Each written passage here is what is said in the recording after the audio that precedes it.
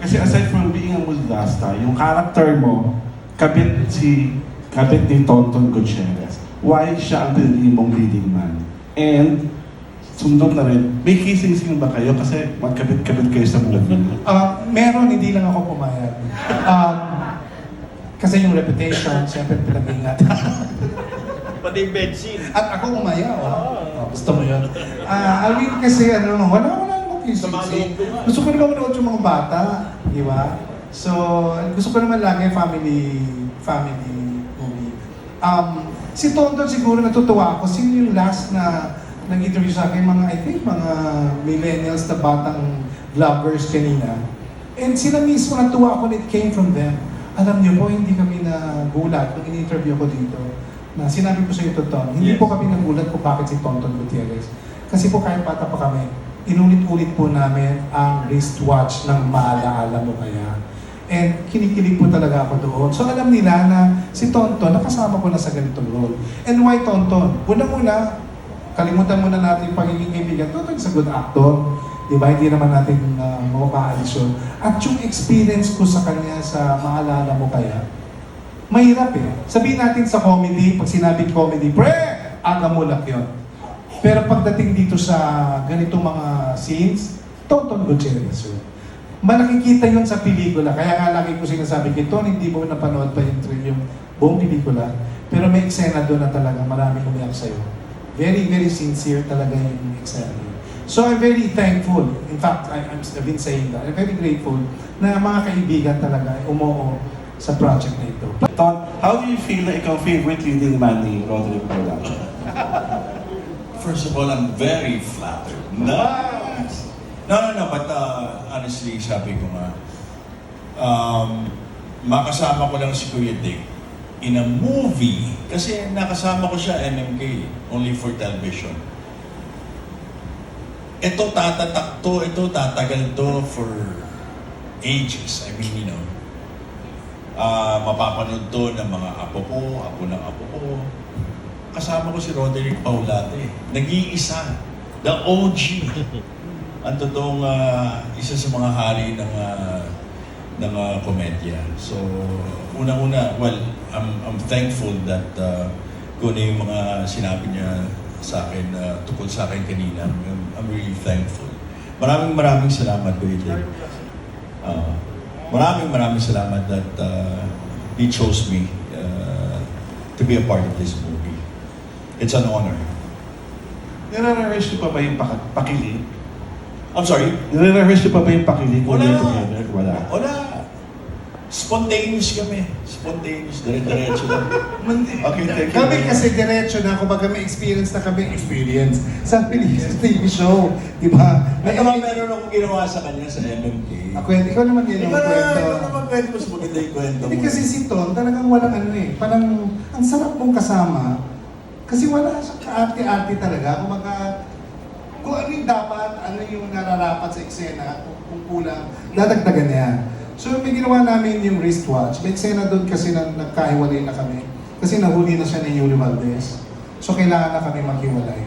So alam ko hindi na kami makikita. Kaya lang naging tradition na sa nanay niya, na kapag birthday ko, nandoon ang friends ko at nandoon din yung mami niya.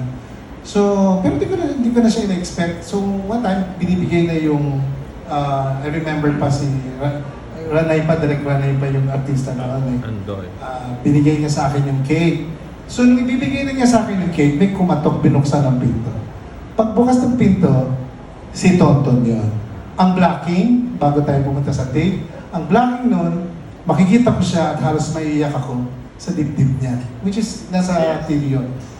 Yung naninikip na gusto nang ni-direct masikip lang sa dibdib. Hindi gano'n. Iyak na gano'n lang. So yun lang ang ni-rehearse namin ni Wendy Ramos. So katapos ng take.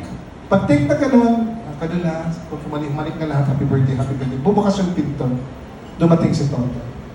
Tapos sabi niya sa akin, happy birthday. Ang blocking is, nakatingin ako sa akin. Salamat. Okay. Nung tiniikot na ako gano'n, hindi ako nakaiikot. Hinalikan na ako dito sa lifts. Okay? So, ibig sabihin, yung gustong-gusto, yung parang gustong-gusto ni Wen, yung pagkalik sa akin, Kinlaws and medical, bilaki na nila yun. Kasi yung mukha ko talaga doon na, alam sa script yun, pero nag-register kay Wen na parang yun ang gusto kong makuha. So, malaking tulong yun. Hindi naman po sa pagyayabang. Yun yung yun yung second award ko sa Best Actor in Asia. So, nag-deliver naman yun. And I'm very proud na yun yung eksena namin. Si Tonton yung, siya ang nagpo-push na mga eksena. Matapang. Ako ngayon duwag pa eh. Ako pa yung patawa-tawa pa eh. Pero gagawin niya kung what will help the scene. That's why hindi ko makalimutan. Okay. Ikaw nagsasalita dito. Dinagdag ko lang. Ha? Sige. Tapos na. Okay. And then nag-usap din kami ni Direk Wen, sabi niya, Kaya sila pala yun. ano, kiss mo si ano? Si Kuya Dick. Oh, sige. Saan? Sa lips. Oh, sige. Pero ayaw nila Huwag natin sasabihin. Basta, gawin mo lang. Oh, sige, Direk. Okay.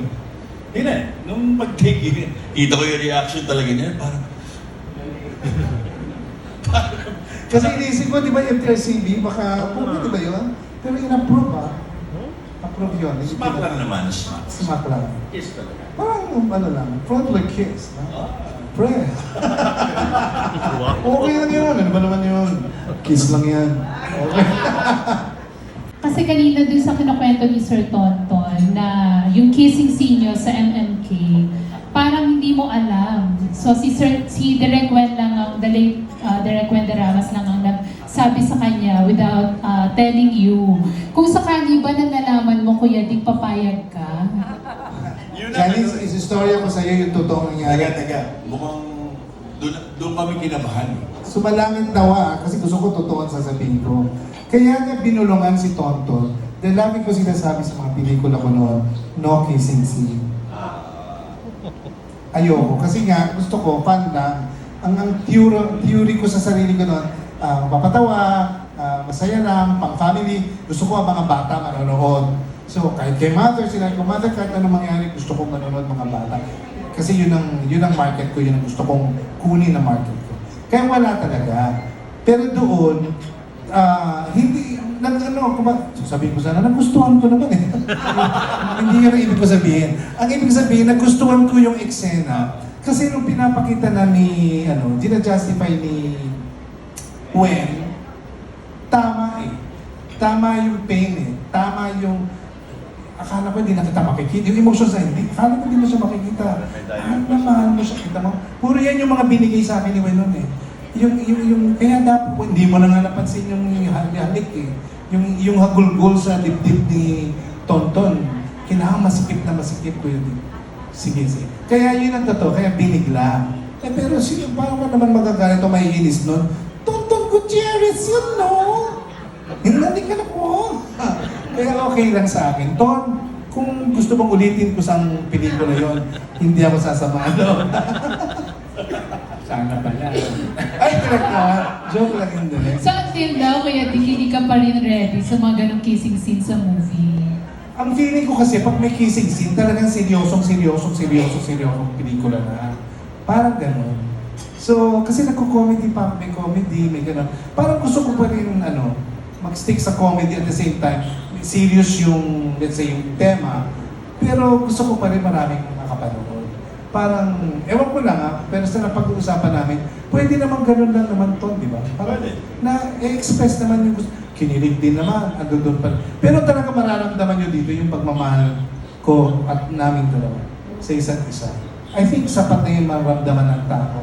Kasi kahapon, kami, ramdam na ramdam nila na yung, hindi naman nila hinanap na yung parang, yung yakap nga lang daw sabi ng girl from the SM group, sila rin yung sabi na, ang sakit, yun, sakit no?